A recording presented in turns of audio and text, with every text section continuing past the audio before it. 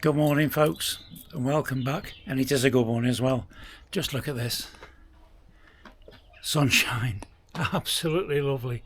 So I've been for a bit of a bimble and recorded it this time. It's one of my little favourite rides, I suppose, really, out across the moors down into the valley at Meerbrook, under the Roaches, and back around the back of the Roaches and back over across the A53. So I thought this time I'd record it for posterity, and so you can see where I live, basically, as if I've not shown it before. But it's a short one, okay, or as it should be. I'll do my very best. But incidentally, another shout out to Andy's Man Club. This club has got branches all over the country now, set up to give guys who've got problems, shall we say, somewhere to go and talk them through.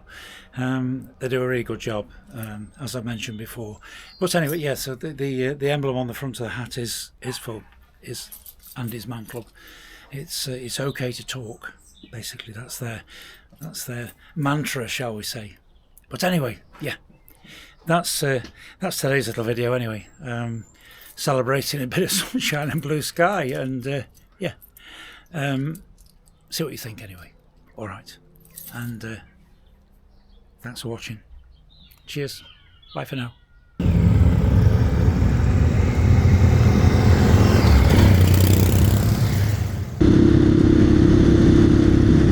Well, good morning everybody, and welcome back to the channel. This was a bit impromptu, to be honest. Conditions are perfect this morning, so I thought we'd come out and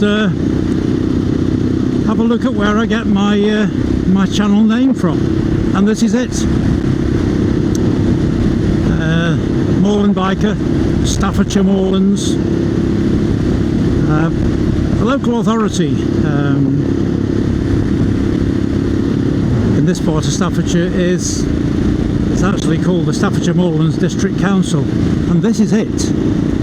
Yes, the council area covers the whole of Leek, the whole Leek area, the town of Leek and beyond. But the Moorlands, excuse me, but the Moorlands that it refers to is this bit we're riding through at the minute, and the bit that I live on the edge of. Very much heather moorlands. I suppose it's not quite at its best, because to catch the place at its best it would be when the heather is out in bloom, but it is what it is.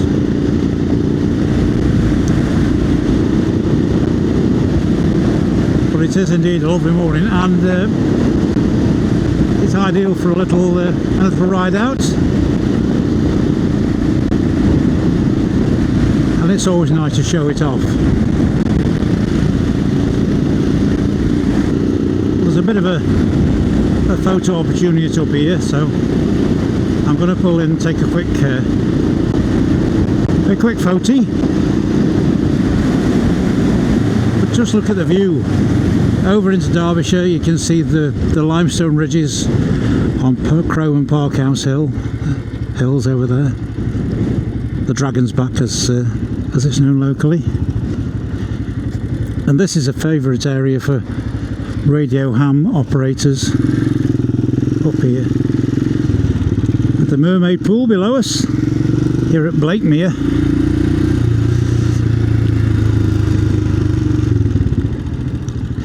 Now this is gated off for a good reason, and I'll cover that in just a couple of minutes. Just get this photograph first.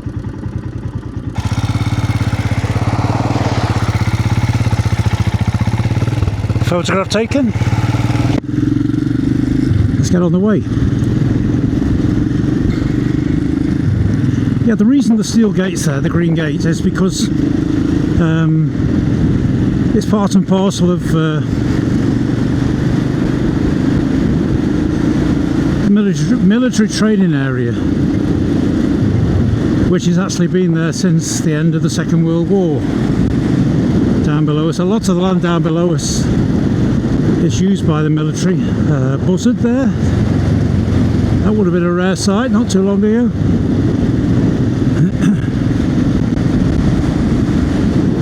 Lovely clear view out to right, over towards the Cheshire Plain. Jodrell back radio telescope is visible, although maybe the camera's not picking it up.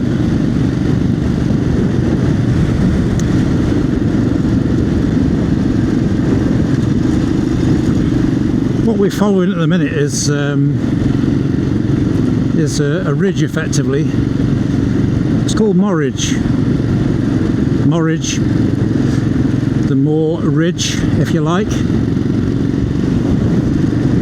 It takes the high ground right through the moorlands.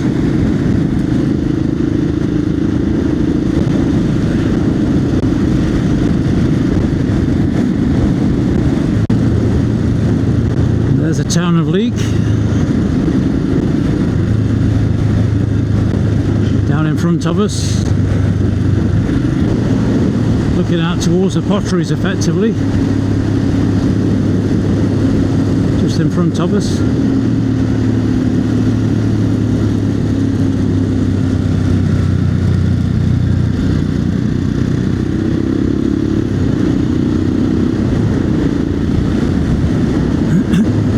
As we come down to the village of Thorncliffe, I'm going to turn right at the bottom of the hill here.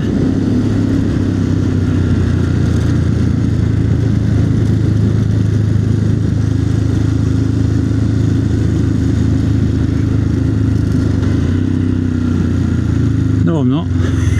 The road's closed. Oh, flippy that. That spoilt my story. So yes, we'll go through the village of Thorncliffe.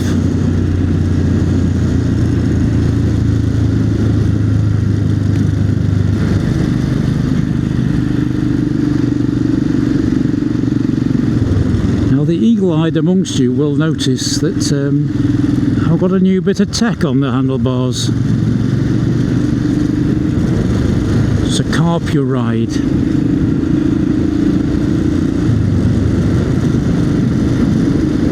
502 because I'm too tight to pod out for the bigger 702. I haven't learned how to use it yet, but I just know that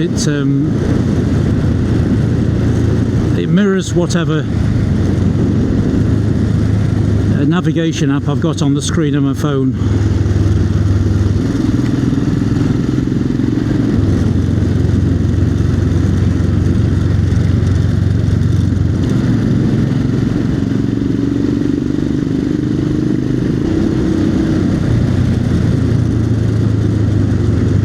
Coming to the Leek to Buxton road now, and I'm going to turn right and try and regain the route that I was following.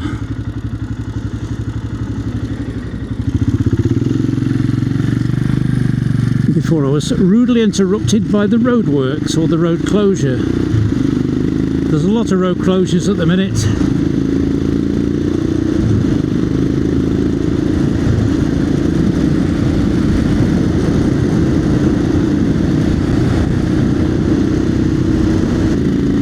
Fantastic set of roads connecting Leek to Buxton, Buxton to Ashbourne, and Ashbourne back to Leek again. A triangle, if you like. And I always regarded it as my own personal TT course as a youngster. Now we're coming across to Blackshire Moor. This is where I was going to come down to on the road that I was wanting to turn off onto. And Blackshire Moor is well, it was the site of a military training camp called Anzio Camp, and the remains of it are in the trees on the right here. Sadly, it's out of use completely now. It's derelict. It was a busy place, but this all came about as a result of, well, the end of the Second World War. Allied soldiers, effectively the Polish, they couldn't go back to their own country for political reasons, so they were housed in different areas around Britain, and this was one of the areas where they were housed just outside Leek. It became a transit camp for American soldiers going back to the States after the Second World War, and this is where a lot of Polish families settled and found work. I ended up working quite a few of them in the engineering industry when I first left school, but since then they were put up in huts, effectively, rapidly constructed huts, but then the council estate that we've just passed was built to house them.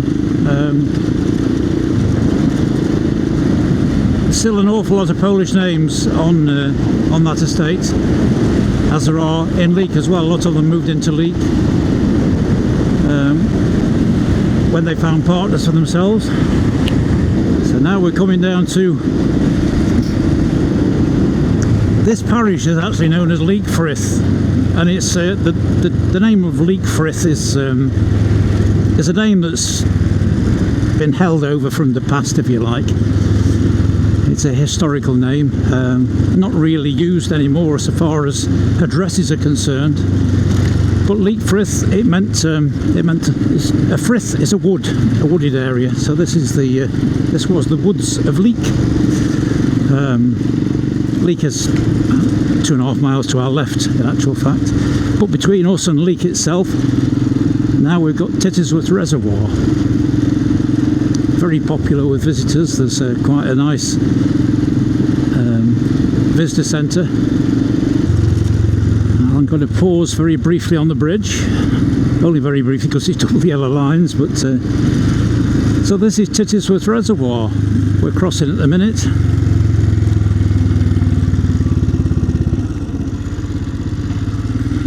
Got a bit of history to it, has this.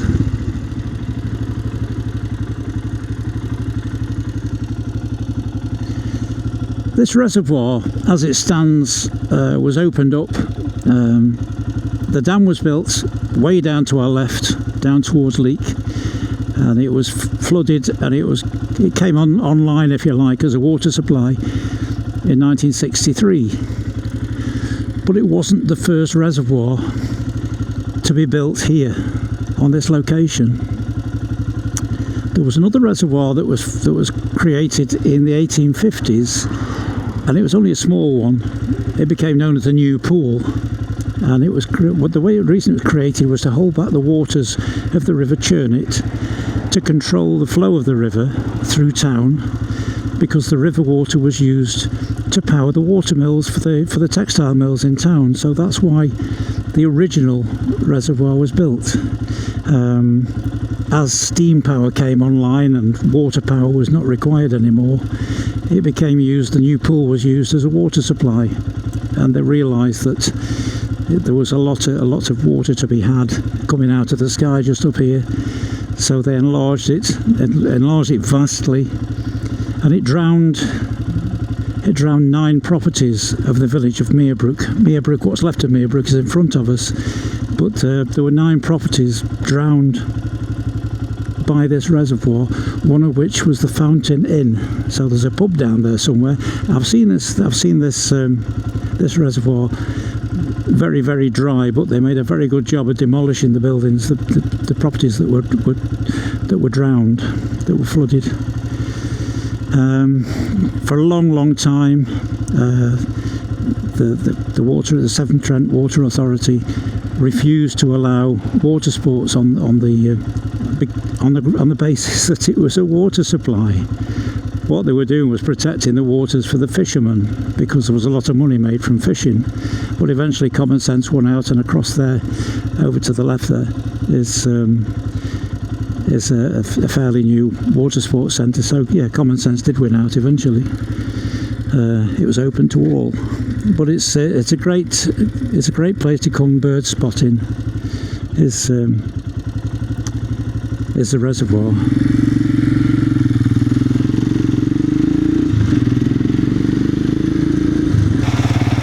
So that was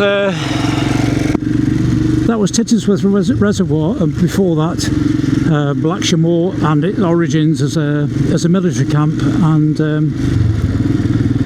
a transit camp for Allied soldiers, if you like.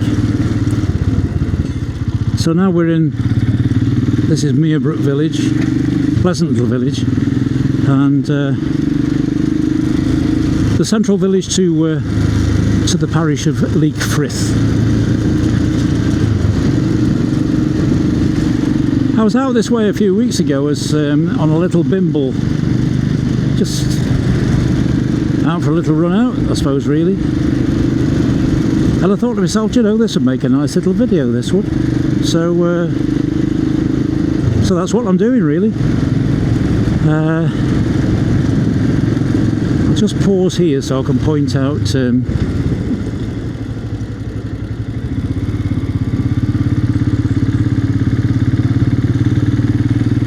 the outcrops up to the right of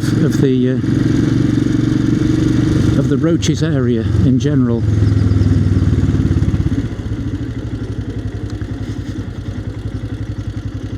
Directly in front of us, it's just out of sighted Barestone Rock. That's the start of the ridge, the Roaches Ridge, if you like.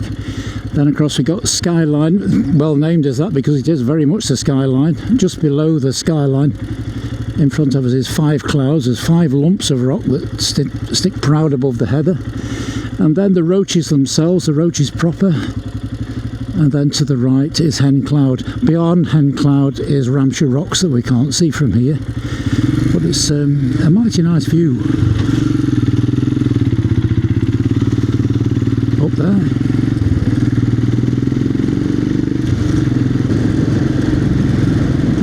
It's another one of those lanes that I feel really at home, riding along the single track roads.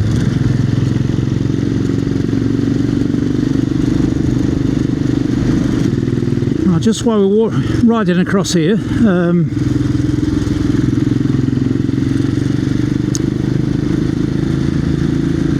a little bit of confirmation, shall we say, of Moorland bikers' plans, main plans for the spring and summer. Just over 4 weeks' time, we'll see me boarding the ferry at Oban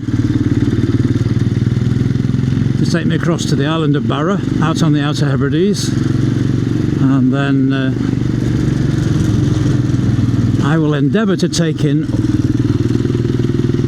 all of the inhabited islands across in the Western Isles, taken in various points of interest that I've never been able to get to with the coach, up to the very top end, up to Stornoway. But instead of taking the Stornoway to Ullapool ferry back, I'll probably backtrack to Tarbert,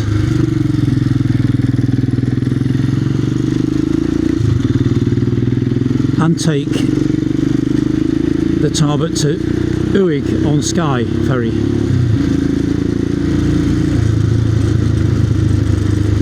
And then taking 1 or 2 other points of interest as I come across Skye before coming home. So that's on the 28th of April. So we'll fast forward then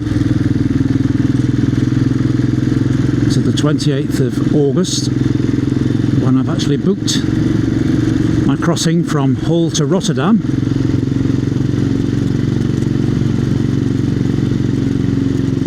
And I'll jump off at Rotterdam and take however long it takes to get through Holland, Germany, Denmark, and cross to Norway.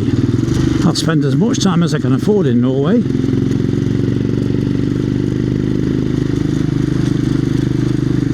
because there are roads across there I've been desperate to ride for quite a few years now. So that's summer's trip. Right, here we are, Roach End. How's this for a view? In fact, I think I'll get another photograph.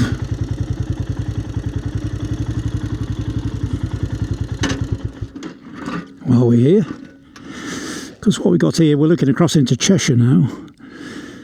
Shuttlinslow is the triangular peak over there, There's a rock formation. Now we're looking directly at that's back forest. Lud Church is where you've been with me before. It's down in the forestry down below us, and somewhere across there, yeah, you can see the valley that contains it is Three Shires Head, the notorious Three Shires Head. This is the end of, up there is Barestone Rock, effectively. So it's a marvellous viewpoint from here. A marvellous viewpoint.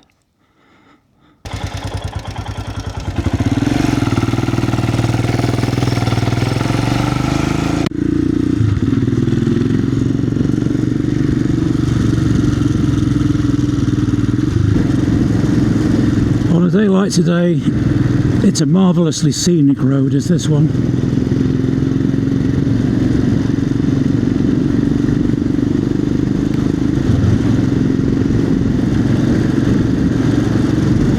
Again,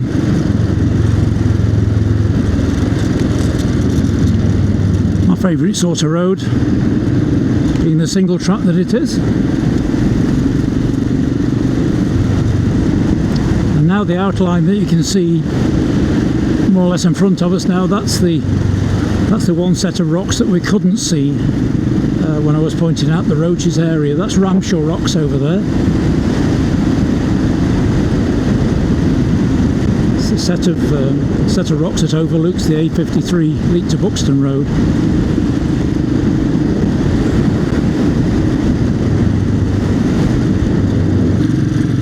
It's a very, very pleasant little area for a quick bimble on a sunny morning like today. I've even got my summer gloves on.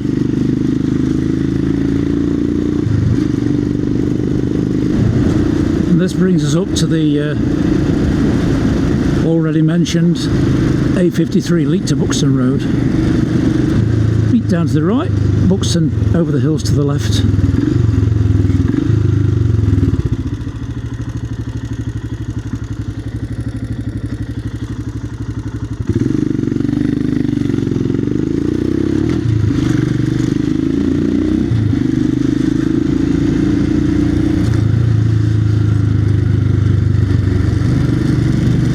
As I mentioned earlier, the military training area, all this land to the right of us now, this is all after this stone wall. This is all military training area down here. There's all sorts of unexploded ordnance down there that's yet to be found. There's actually the skeleton of an old tank that was placed there as a target. I've never managed to find it for myself yet, but it's across there. There's every now and again there's a flagpole. Let's have a look what the sign says, shall we?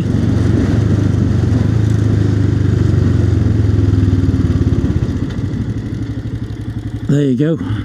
Military firing range, keep out when red flags are flying.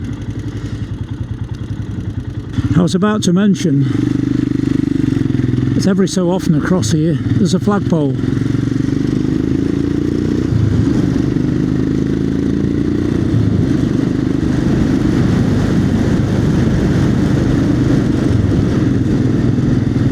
As there, and now and again there'll be a red flag flying from that flagpole, that which indicates that the military are across there and using live ammunition.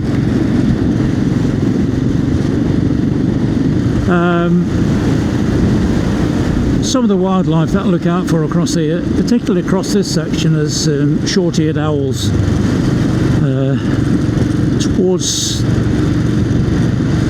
Towards twilight you'll very often see the short-eared owls sort of quartering their hunting area, nice and low, 6 or 8 feet off the ground, looking for prey. Wouldn't be the first time I came across red deer across here. Plenty of potholes for us though. Barn owls across here as well. Fairly sure there's a barn owl living in that barn over on the right there.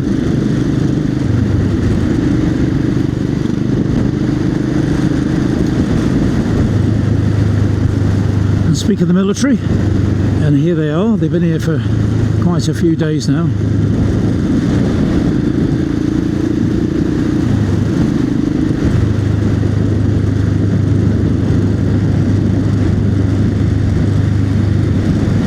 Having a break from proceedings. Right, heading back to the village now, so I'll end this video here, and I will say I hope some of you found it a little bit interesting. It's a nice bimble out, nice scenic ride. So those that have watched through, thanks for watching. Doing very well now subscriber wise, so I'm grateful to you for that. 1100 subscribers. It is free, costs nothing, and it does help me, helps the channel I should say. So thanks very much for subscribing, those that have, and thanks in advance for those that are going to. And let me know your views either way, and I'll see you in the next one. Cheers.